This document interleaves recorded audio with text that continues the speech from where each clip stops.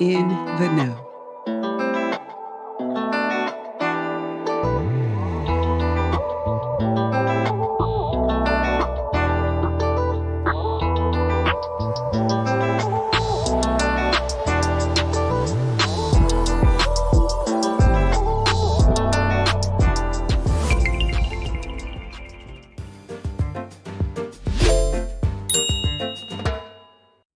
Welcome. Good evening. I'm Miss Jill. This is In the Know, brought to you by Our Neutral Voices. Being humble means recognizing that we are not on earth to see how important we can become, but to see how much of a difference that we can make in the lives of others. So tonight we have a very humble gentleman with us, artist, entrepreneur, business owner, and much more. So we want to welcome to the panel Mr. Seddrick Lorick. Welcome. Good evening. Good evening. Welcome. Glad to have you. Welcome. So before we get a little deep into this, you don't really go by Seddrick, do you? I do, but my But artist name is Seddrick. Yes. Yep. And where did that come from? That came from just trying to figure out what name I should put for myself. Okay, but the dream part is not. How's that spelled? Dream is spelled differently. It's DRIEM. Okay. I feel like we all have our own dream and our own vision of dreams. So the way you see it is the way you see it, but it can always be interpreted how you want to interpret Love it. that. Well, Love that's that. very profound. Yes, absolutely. So before we get a little deeper, we have a lot to talk about tonight. Tell us a little bit about Seddrick. A little bit about Seddrick. Yes. Okay, so it's a lot about Seddrick, actually. But I'm going to try to sum it up as best as I we're can. going to get in deeper. Because So we just got tell us a 30 little. minutes. Okay, I like to do a lot of things. I'm an artist. I'm a family guy. I like to play sports. I like to just socialize. I like to be outdoors. You serve the country. I served the country You as did? well. I served the country for 6 years. Oh, wow. Okay. Yes, branch? that's a big deal. Army Guard, infantry. Okay, very yeah, good. very good. I know that you are also involved in some community work. I know you've painted some murals around the city. Yes, I did. Yes, tell us a little bit about those murals. The first mural I painted was during the pandemic when the riots happened. The windows got busted out. That's when I got introduced to painting Okay. a mural downtown. And after that, I just started going crazy with the murals, I guess. Gotcha. Yeah. And the youth stepped in to help with that, right? Yes, I did. Yeah, that was very cool. So let's talk a little bit about, there was an event this past weekend on Saturday, I believe it was. So we attended that event, and we've actually had Ms. Clydia on here prior to the event where she talked a little bit about this vision. So to see the vision come to life this weekend was super cool, and to see that you were a part of that was also really cool. So let's talk a little bit about your first shop. And when you opened that up, what your vision was with that. And let's talk about how that has transitioned into where you were Saturday. Okay, the first shop wasn't my actual plan to have a shop. I always thought I was going to wait like 7 to 10 more years into my career to actually have a shop. The first shop was given to me. So I took the opportunity. I was like, at first I said no. All right, so first I said no because I didn't think I wanted a shop at the moment. But a guy like me, I sleep on it. So I said, let me sleep on it. And eventually I said, I'll do it. Talk to my little brother. He said, yeah, go for it. You good at a lot of stuff you do. Might as well try it. Right. So I saw the vision was to build a shop that was better than the shops previously that I've been in. So Okay. I wanted to build something that I can actually give back to the artists in the shop and actually just update pretty much Okay. what I was going through in the past shops, and I wanted to make it better so that way the artist can actually live and have a good life. Gotcha. And what did you do? You do tattoos also? I do tattoos Okay. as well, yes. Okay. Awesome. And one thing I thought that was really cool that you shared a while back was you wanted to provide opportunity to people who otherwise wouldn't have that opportunity or who couldn't, afford their own space at the time. So basically a spot for new artists to showcase their work and to do tattoos and things like that, correct? Yes. Okay. So that's where that humble part comes in again. And that was kind of part of Clydia's, vision as well. She was big on opportunity. So tell me how it felt this weekend being in that beautiful space, because that's a beautiful building. It's a Nice. beautiful space. Yes, it is. So and your space originally was beautiful too. Yes. But let's talk about how that felt on Saturday. Saturday was electric. It was amazing seeing all the people come through the door. At first, it was hectic trying to get everything together, but that day, was Saturday. Mm-hmm. Oh my God, the energy was amazing. Yeah, it was. I couldn't stop smiling. It was. Couldn't stop smiling. It was amazing. Yeah, it was. It was definitely cool. Yeah. Now, because this is my first time meeting you, and you sound a very interesting individual. When did art become part of you? Because art is not ever something you just pick up. Art has to be something in you, or it becomes part of you. When did you develop your artistic skills? I started at 3. At 3. Yeah. Wow. What drew you to it, or how did you know that that's what you were going to do? I didn't know it was something I was going to do. It was just something that I just picked up, when you're a kid and they give you those pictures that got the numbers on it and you got to match the dots and they made a picture out of it. Yes. Well, they gave us like a dentist picture. Mm-hmm. And when they gave me that, I traced the lines, I was like, oh, this is nice. It was fun. Mm-hmm. But I was wondering if I could do it by myself. Mm. And I copied it. It wasn't good, but I did it. I remember it wasn't good, but I did it. Right. It was enough for me to say it's possible. Right. Then after that, my sister had me draw a Pooh Bear for her, and it came out pretty good. Well, that's cool. At 3, and some people develop their art or their gift early, and some people it takes late in life before they realize their gift. It's good that you saw it and you found it at an early age. So how did you transition from drawing Pooh to becoming a tattoo artist, to becoming a portrait artist or a graffiti artist, or what was your maturation in your art? I always wanted to get better, like my whole, I wasn't thinking about tattooing. I wasn't thinking about painting. I wasn't thinking about no type of other arts besides just drawing what I see. Mm-hmm. And I just had a fascination of keep drawing what I see, and I just kept getting better as I kept going. Until one day I got offered the opportunity. Well, I went and asked the artist about what is it like to tattoo? Mm-hmm. Is there? Can I get out? Can I live with that? I got the yes, and I was like, well, let me try that. Right. And, all right, cool.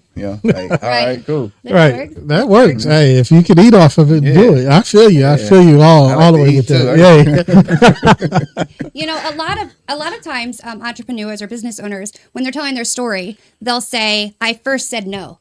We hear that, especially up here on the panel, with people in the community. I think almost all of them, when they're telling their story, have said, I didn't want to do this, or I said no. Then you said, it was was it your sister or your brother? Somebody that kind of pushed you a little bit. So have you felt like you've had a lot of support throughout the years?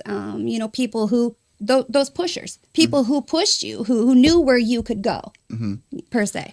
I had a lot of push. Family for one. My family always support me. My friends, clients, co-workers, anybody that was around me, mm-hmm. the people that I don't even know was pushing me to actually keep going forward. They saw what I was seeing, but I never put it out there. It's like they was like, I needed that.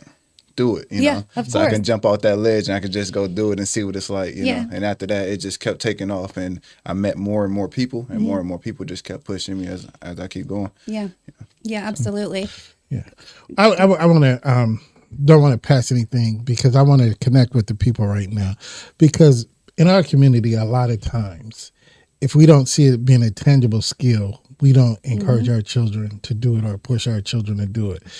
There's a young person that's out there in art, or maybe there's a parent that don't understand what that child's doing right now. Encourage that child and that parent of how to follow that dream in art. I say keep on drawing. I would say keep drawing, keep showing your work, so that way people can see your work. Because a lot of times we got a tendency of hiding behind the doors and no one can see our work. I say keep drawing, keep putting it out there, and just keep on showing it. And then eventually someone's going to be like, oh, they're going to see your skills, and they're going to be like, come do this for me. And, you do this for them, then it's just going to keep spreading and keep on spreading that way. Now, as a parent, what would you tell a parent? How did your parents or your family receive it? You said it was supportive, but initially, how did they receive it? Was there a transition?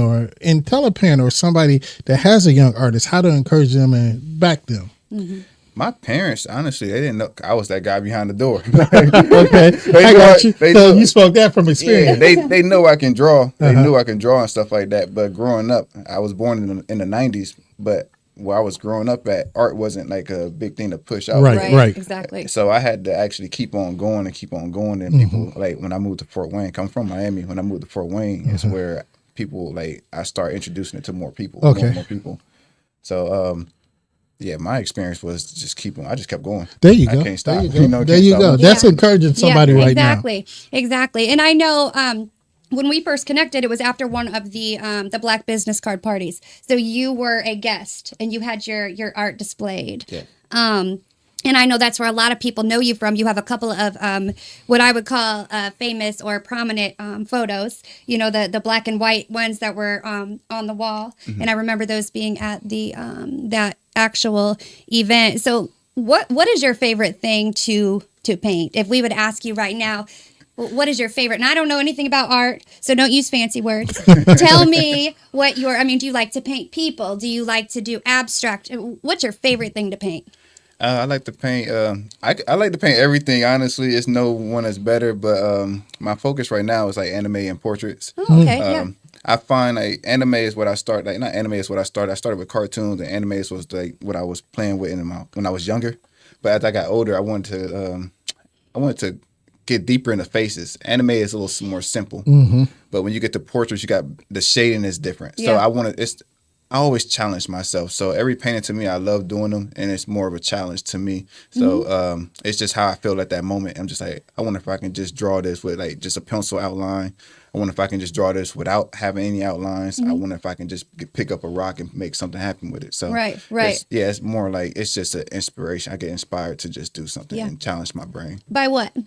What do I get inspired by? Yeah. Everybody, people. Just I could see a butterfly go past. I could see some fish swimming. I could see some oil spills on the ground, and I'm like, ooh, I got that. Right, Ooh, I'm like, okay, I want to go home and draw something. You know, that creative mind. It awakens me, and I'm ready to do something. Yeah. You used the word awaken a couple of times. So let's talk about your spiritual journey, because I know that you are a very spiritual person, and that spirituality is very important to you. Let's talk about that. So spirituality, I never jumped into it. I just lived life, and I feel like a lot of people that come to me, they're the ones that's telling me what I'm doing. I have no idea. I'm just going with the flow, and I'm just like, oh, okay, all right. I like to walk through the earth by myself, and now I'm looking back and I'm trying to understand it more, because people keep telling me about these things. I'm like, now I'm interested, Yes, right. Let me see what y'all talking about, know. And sometimes I feel like sometimes I get the thought I don't want to dive deep into it, because I don't want to feel like I'm going off a paper, like I'm going off a script. Right. I kind of enjoy living it. Like so, I love that. Man, that's the best way to be. I mean, because sometimes your living example of spirituality does more than anybody to somebody than you going through the script, or you're going through. If you live it and show it, that shows people how to go the way. Sometimes it's just your walk. It doesn't have to be anything else. It's just your natural walk in life and how you carry yourself. And people see it. They see your light. They see your shine. Because as you said, the people saw your artistry before you could see it. So that shine was already there. Yes. It's just how and most of the time we don't see our shine until other people show it to us. So absolutely. I absolutely understand that. Yeah, we have a comment from Benson Harvey, it looks like, says, my brother said, God continue to bless your journey. Thank you. Yeah, so that is from Benson. So thank you for that. What's the art community like in Fort Wayne? We always hear Fort Wayne don't have a Fort Wayne lack, or, know, but there are pockets of everything in Fort Wayne that's in other cities. It's just not as prominent or brought to the forefront as other cities. What's the art community like in Fort Wayne? From my perspective, I enjoy the art community. I feel like the art community treated me well. I guess it depends on who you're associating yourself around. But I feel like a lot of people that I associate myself around, I kind of gravitate to people that actually want to uplift me. And I enjoy it. Like I've seen like people that don't uplift. I also seen people that do uplift. I even seen people that you wouldn't think uplift. They're uplifting. So I guess it depends on who you want to surround yourself by. I enjoyed every moment of my art. Yeah. Is there a particular, and I know your art is good, but have you seen one of your contemporaries or compadres or other artists in the city that you're like, oh man, I feel that, I see that, or they could be your favorite artists? Okay, so I got multiple different artists. Like as far as like painting, I started out watching Theo and Mike Theo, Johnson. yeah. Those are my guys. Yeah. Right Pop there. Love, we had Pop Love on the show. Yeah. So yeah, like, and like having conversations with them, you know, they can just drag and go on and go on. Like Lindsay, she's super dope. Like she came up to me when I did my first solo mural on Pontiac Street. It was first time doing spray paint. She came up to me and greeted me and asked me if I needed help. That was love. With tattoo artists, I talked to Devin Banks. I talked to Eric Oliveras. I talked to Matt, call him Geronimo Matt. You know, I know him. So Nia Banks. I run into different artists, and they're always pushing me forward. Yeah. And I keep on going. I just keep on meeting more. You mentioned DB. I love DB. That's one of my guys. But yeah. So from seeing a tattoo versus a paint, because a tattoo is my idea. I come in. How much of you do you put in tattoos? I've always wanted to ask our tattoo artists, how much of you do you put in? Of course, it's my idea, but how much of you do you put in giving tattoos? Currently, it's my 7th year tattooing, and you know, had the business, so I didn't really dive into it like I wanted to. 'Cause every time I wanted to just focus on it, it was always these other opportunities to help others and stuff like that. So now I'm actually getting to just diving into it. A lot of me goes in these tattoos, but not as much as the client. I'm working with someone else, and I want to make sure I got you in there too. So give me an idea, give me a theme, and I can let me work with it. Okay. Right now in Fort Wayne, it's kind of like not all people, but some people they got an idea already that they want. You know, so I'm hoping I can get to the. hoping I can get to the clients that can just be like, just do your thing. Yeah. And I could just go crazy. In all due respect, I'm going to tell you, but that won't be me. We just had a conversation. Never. We just had a conversation about me and needles. So I'm terrified. They different. I got a little no, they about that small, 5 minutes. I told him it's So way that's different. somebody else. I don't do needles It ain't like the same. either. Tell that to somebody else. I don't like needles either, but still, with a tattoo, it ain't even Tell like it to it. somebody else. Yeah. I'm going to trust you. I knew that was coming. I knew that was We can coming. get you one right here. Yeah. No, sir. Yeah. And, you know, to be transparent, you know, we talked about all the good stuff. We talked about, you know, the success. We've talked about the positive things. But to be real and to be transparent, it's not simple being an entrepreneur, being a business owner, being an artist. So let's be real and talk about some of the challenges or struggles that you faced. And I say that because people need to know that you are going to face these hurdles and you cannot give up. You know, along the way, like I said, everybody who tells a successful story, when they get to the middle, because all we see is when they're right here. Mm-hmm. When they talk about all the sleepless nights and maybe the money, the loss, the failure, but they kept going. It's important to know that there are struggles with this. So let's talk about your struggles as an entrepreneur or your challenges as well. Like one of the challenges that I had recently is building. You know, I use my own hands to build everything I've done because I don't have the money to actually pay for other people to help. Right. And sometimes things happen so quickly that I don't have a plan, so I get left doing it myself because I don't know how to ask somebody to do something that I don't even have a vision of it yet. I'm still going. I'm going with the flow. I could be sitting right here and be like, oh shoot, I got to move them over there. I got to move that over there. And it's hard to have people just around you like a regular job. You show up to work and it's just people around you just ready to like work. Yeah. You know, so that's a challenge. Like building it itself is a challenge. Waking up every day to do this every day. Yeah. And be motivated and have the same energy. Right. Tattooing, you want to be on your A game every time. Right. You know, because you working on somebody's skin. Yeah. Permanent. So that the anxiety, the stress to make sure that you want to get this like perfect on somebody's skin, that's a lot. Working with anxiety itself is already it's big, but actually dealing with someone else, because when you come in and get tattooed, you got anxiety. Right, absolutely. You know, so you can't have it too. Yeah, so you we both can't have it. No, he'd be in a great jacket. So like how he just felt, like he just said he felt. So I could feel his energy too. So you know, like so that's a stress itself. Sometimes going home late nights and stuff like that, and have to be back up early, trying to work on your spiritual self, just being by yourself or working out. When I say spiritual, I don't like working out and stuff like that. Because you want to make sure your temple is taken care of. For sure. Yes. Because if you're not working out and stuff like that, that can cause back pains. Right. You're not eating right. So now your tattoos, you're tired. So it's a lot of things that you want to do outside of tattooing that you want to take care of. But sometimes tattooing take hours. Right. You know. Right. Or painting take hours. Art is art is patience. Yeah. You know? Oh, absolutely. I like could never. it's life. You I know, could never. it's patience, and you want to make sure you check out on all of the foundations. You mentioned something very important. You said to take care of the temple, and sometimes I think that's what a lot of not just business owners or entrepreneurs, but people with careers, period, fail to do. You know, they're doing things for everybody else. They're taking care of everything, but very rarely are they doing something for themselves or something to care for the temple. How do you unwind? How do you care for the temple? How do you self-care for Seddrick? Recently, I've been doing Kundalini yoga. Kuna what? Kundalini.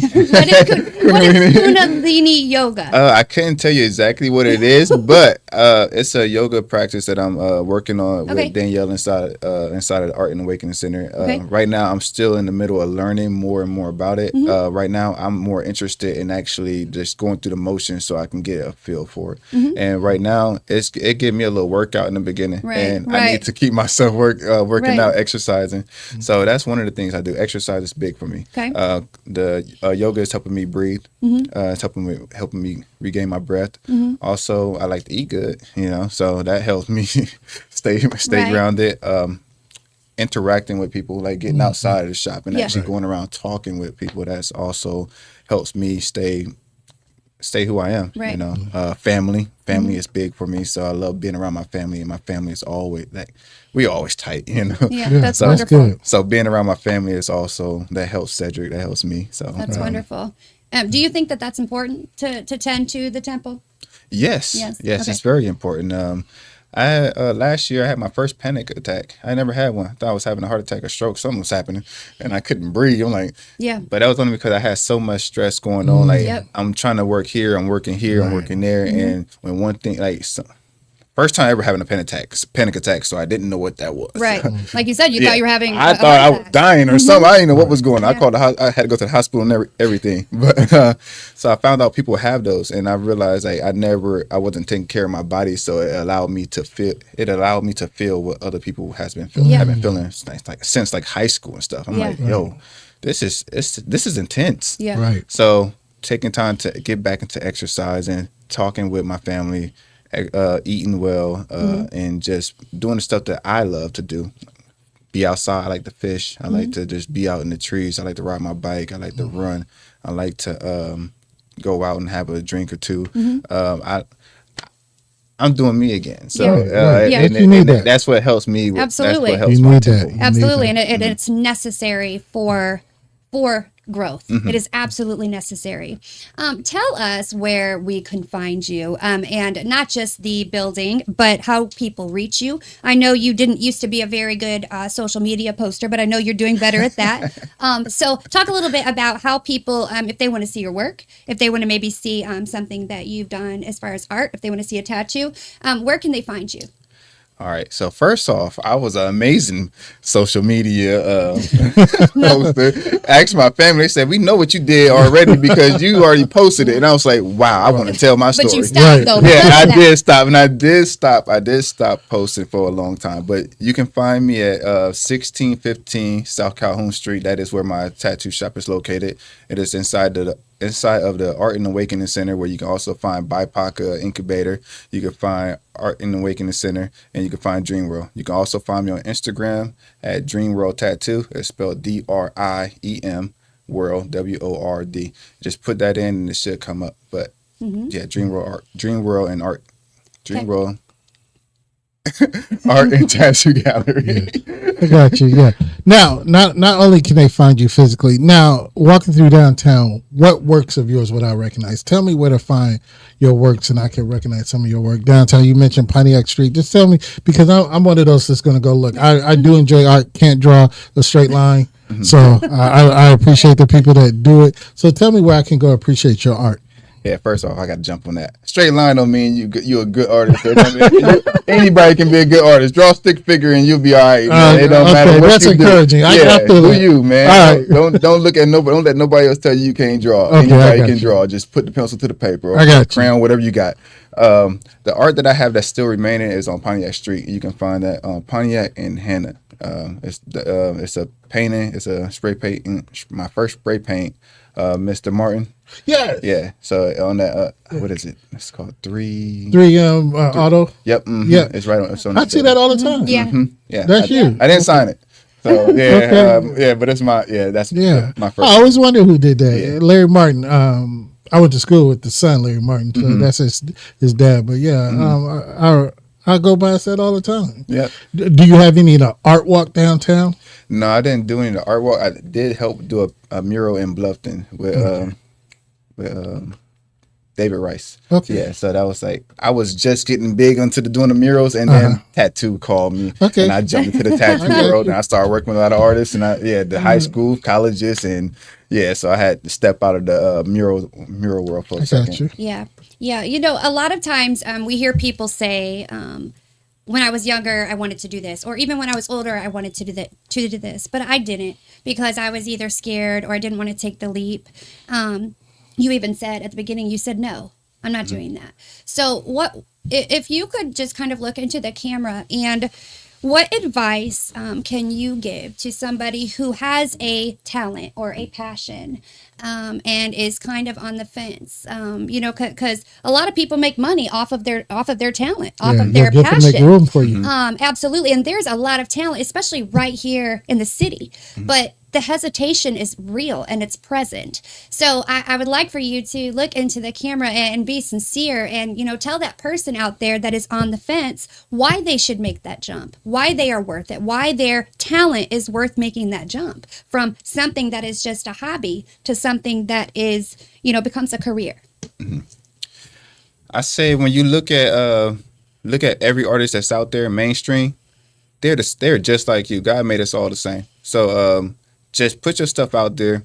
Just keep doing you, and eventually someone's going to see you. You may not seem like you're big right now, but you're big to somebody. It's just like I couldn't see myself when I was growing up, but other people saw me. Just keep on putting your stuff out there, and someone's going to see you, and you just got to keep going with it, and don't be scared. Just do it.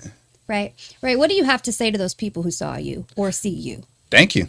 I appreciate you, because I got to do a lot of stuff that I never thought I would be doing. Yeah. Art has taken me so far. Like I said, I got to work with high school kids. I got to work with the colleges. I got to do murals and out of town. I get to work with so many clients around me. I get to sit in here with y'all. Like, come on, man. Don't stop. Keep going, because you never know what's going to come in your route. God got a plan for you. You just got to keep moving. Absolutely. And before we leave tonight, I want to make sure we mention Ms. Clydia, because she is a wonderful woman, a very passionate woman, passionate about art, passionate about providing opportunity. So how did you end up connected with her? Oh, Miss Clydia, God, like honestly, the energy. Yep. Like when I met her 4 years ago. She called me and asked me if I wanted to go downtown and put some art up, be a vendor.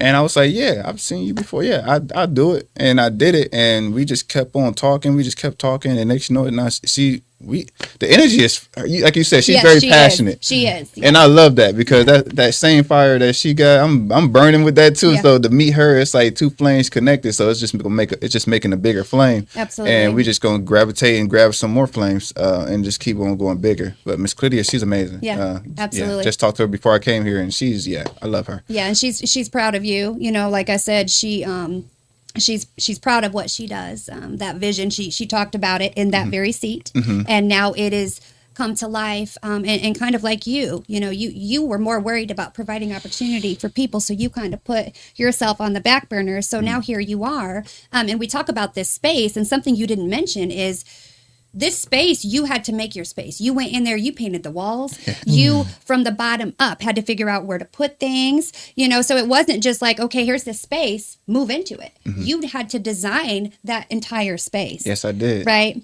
In time for the grand opening. Yes. And it was panic mode. Yes. It was definitely panic mode. So, before we exit, because we are running out of time, tell us where you see yourself. The cliche question. In 5 years, what do you want to be doing? What do you envision yourself doing? I want to keep doing what I'm doing now and just keep on following God's path and keep on moving forward. Yep. I can't see the future, but I know it's bright. So Absolutely. I'm gonna keep doing what I'm doing now. It's working. Absolutely. And you're doing a great job at it. Thank You're you. doing a great job at it. Like Seddrick said, you want to make sure that you are taking care of your Yes. temple. Yes. And he mentioned, people seeing the light. And I think there's nothing more beautiful than watching the light come on in someone, especially when you know that the light is there, but they haven't quite figured it out Right. yet. So we encourage you to keep growing and keep glowing and keep sharing your light, and make sure that you're telling other people when you recognize the light in them. So we want to thank you for being here with us. Seddrick, Yes. thank you for being here with us. Thank you. And before we exit, as we always say, Clarence, Always protect your mind. good night. A podcast by Neutral Voices Media Group. In the Know.